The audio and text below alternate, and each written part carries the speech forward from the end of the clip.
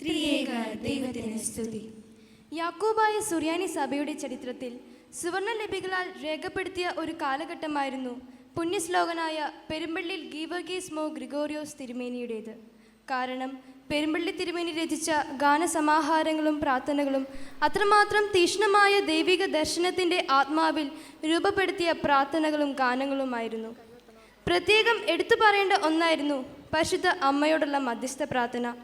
സ്വർഗത്തിൽ നിന്ന് പരിശുദ്ധാത്മാവ് ഇറങ്ങി വന്ന് പരിശുദ്ധ അമ്മയുടെ നാമത്തിൽ നമ്മെ ആശ്ലേഷിക്കുന്നതായ അനുഭവം നൽകുന്ന ഒന്നായിരുന്നു പുണ്യശ്ലോകനായ തിരുമേനിയുടെ പരിശുദ്ധ അമ്മയോടുള്ള മധ്യസ്ഥ പ്രാർത്ഥന.